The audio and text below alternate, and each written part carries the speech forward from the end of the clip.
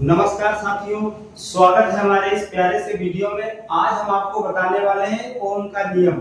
ये ओम का नियम क्या होता है और ये हम आपको बताते हैं 100% हर बार परीक्षा में जरूर आता है। परीक्षा की तरफ से बहुत इंपॉर्टेंट, मोस्ट इंपॉर्टेंट समझ लो आया ही है। बस हम आपको 5 मिनट दीजिए, 5 मिनट में आपको हम ओम का नियम समझा कर ही जाएंगे। तो सबसे पहले हम आपको एक बात बताना चाहते हैं, ये बोर्ड परीक्षा में आता है और किसी परीक्षा में अगर आता है ओम का नियम बताओ तो ये 2 नंबर में आता है, और किसी परीक्षा में अगर सत्यापित करने के लिए आ जाता है तो वो हमारा 4 नंबर या 5 नंबर में आ सकता है। तो देखते हैं ओम का नियम। तो सबसे पहले एक चीज हम यहाँ से देखते हैं, ओम का नियम हमारा होता क्या है। लिखा है किसी चालक के भौतिक अवस्था को स्थिर रखा जाए। बस हमको यहीं से देखना है, यानी कि किसी चालक के भौतिक अवस्था को स्थिर रखा जाए। जैसे मान लिया जाए ये हमारे पास पेन है, इस पेन को बिल्कुल ज्यों का त्यों रखा जाए, ना इसको काटा जाए ना इसको बढ़ाया जाए। बात समझ में आ गई। जैसे जिस प्रकार से हमने एक तार ले लिया, ये हमारा तार हो गया यानी कि वायर हो गया। अब इस वायर में एक ये बिंदु हमारा है और ये हमारा ये बिंदु है, ना इस बिंदु को बढ़ाया जाए ना इस बिंदु को घटाया जाए। बात समझ में आई। यानी कि जो ये हमारे पास तार है, ना तार को बढ़ाया जाए ना तार को घटाया जाए, ना तार पर इस पर ताप लगाया जाए ना दाब लगाया जाए। बात समझ में आ गई, ठीक है। यानी कि यही तो बनता है किसी चालक की भौतिक अवस्था को स्थिर रखा जाए कि ज्यों का त्यों रख दिया जाए। ये पेन हमारे पास, तो पेन ज्यों का त्यों रखा जाए, ना इसको बढ़ाया जाए ना इसको काट करके छोटा किया जाए। बात समझ में आई। ये वायर है, वायर को ना बड़ा किया जाए ना उसको छोटा किया जाए। यही क्या है, जब किसी चालक पर भौतिक अवस्था क्या होती है, स्थिर रहती है। तो अब आगे देखते हैं। तो इसके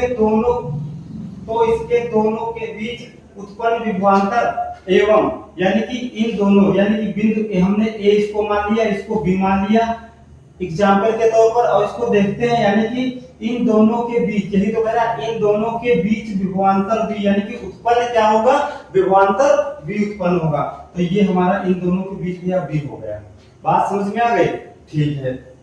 अब देखते हैं, लिखा है एवं इसमें बहने वाली धारा दोनों के एक दूसरे के समानुपाती होता है। यानी कि इसमें जो बहने वाली धारा होगी, तो धारा ये दिया क्या है, ये आई है। हमने धारा को काहे से डिनोट करते हैं, आई से प्रदर्शित करते हैं। बात समझ में आई। और ये कहता क्या है, समानुपाती है।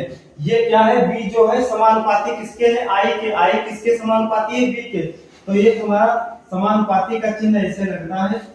ये हमारा क्या होगा, समानुपाती का भैया चिन्ह हो गया। बात समझ में आ गई। अब हम देखते हैं, यानी कि जब यहाँ से इनको हम समानुपाती को चिन्ह को हटाते हैं तो हमारा क्या हो जाता है, v बराबर, यानी कि I को किससे गुणा हो जाता है, R से गुणा हो जाता है। R हमारा क्या है, प्रतिरोध है, ओम है। बात समझ में आ गई। ये R हमारा क्या है, प्रतिरोध है, ओम है। यानी कि जब समानुपाती का चिन्ह हटाएंगे तो बराबर का चिन्ह आएगा और किससे गुणा हो जाएगा, प्रतिरोध से हमारा मल्टीप्लाई भैया मेरे हो जाएगा। भाई मेरे समझ में बात आ गई, तो ठीक है। यही तुम्हारा है ओम का नियम। लेकिन अगर सत्यापित करने के लिए आ जाए, यानी कि अब हम आपको चित्र के माध्यम से समझाते हैं कि ओम का नियम क्या हमारा है।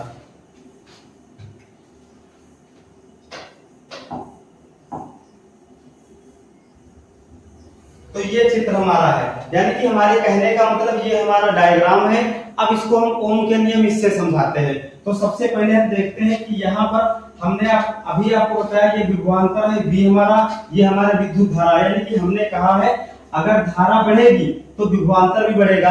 यानी कि ये दोनों कंडीशनों में समान रहते हैं। अगर धारा बढ़ती है तो विभवांतर बढ़ता है, अगर विभवांतर बढ़ता है तो धारा भी बढ़ती है, अगर विभवांतर घटता है तो धारा भी घटती है। बात समझ में आ गई। यानी कि ये धारा यहाँ से यहाँ तक बढ़ी तो ये वाला भी ये यहाँ चलता है, ये यहाँ पर इस सीधा आ जाएगा, यहाँ बिल्कुल सामने, ठीक है। अगर धारा यहाँ पर आएगी इस पे तो ये इस पे मिल जाएगा। बात समझ में आएगी। यानी कि जब हमारा विभवांतर बढ़ेगा तो धारा भी हमारी बढ़ेगी, और जब विभवांतर हमारा घटेगा तो धारा भी हमारी घटेगी, क्योंकि ये एक दूसरे के समानुपाती है या अनुक्रमानुपाती है। बात समझ में आएगी। समानुपाती का मतलब क्या होगा, यही मतलब होता भैया मेरे कि एक दूसरे बिल्कुल समान रहना। जब वो घटेगा धारा घटेगी तो विभवांतर भी घट जाएगा, अगर विभवांतर बढ़ेगा तो धारा हमारा भी घट जाएगी।